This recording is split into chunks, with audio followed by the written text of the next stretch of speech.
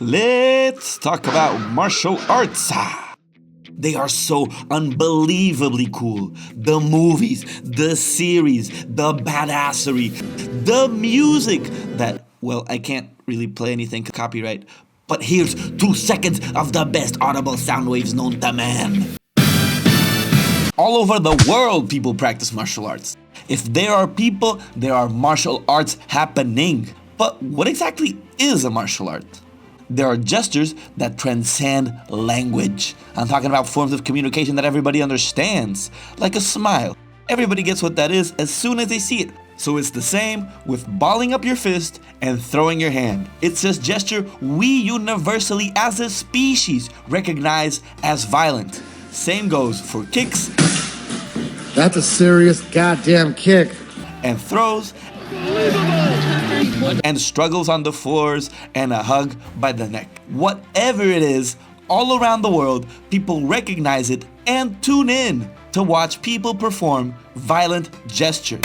Because we add rules and condition these violent gestures to either be aesthetically, philosophically pleasing movement or for it to be about the all-out practicalities of war. That is the universally accepted transcendental power of body language. So we can divide these into what I call the touchy spectrum. On the one hand, you've got your peaceful, non-contact martial arts. Your philosophy-driven, your greatest enemy is you type of martial arts. And these are cool, don't get me wrong. Yoga gives you flexibility, Tai Chi teaches you breath control. You add that all up, and in the grand scheme of things, these are structural martial arts and foundational for whatever other martial art you practice. Hell, even for recovery between fights, these are useful. Just whatever you do, please do not get lost in the weeds of all this shanty stuff that is unfortunately pervasive in this kind of martial arts. These are always just theoretical displays of violence. For them not to be theoretical, they require touch. And this is where the fun begins.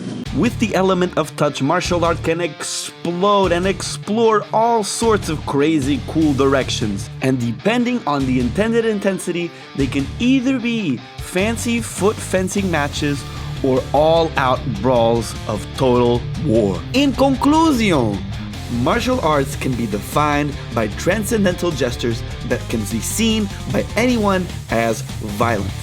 These don't necessarily have to touch, but when they do, ooh baby, jackpot. That's where you have the practicalities of martial art. From those practicalities, there clearly emerges a victor from the conflict, competition, combat, whatever you want to call it. That's why for me martial arts are so beautiful, because other animals, if they're gonna squabble on, they might take a life or two, but we don't need to resort to that kind of warfare. We can just handle it out mano a mano in accordance to a rule set and an underlying skill set. A skill set that takes hours and hours and hours and hours and days and days and days and days and months and months and months and months and years and years and years and years to perfect. But out of it comes some of the most beautiful movement known to man.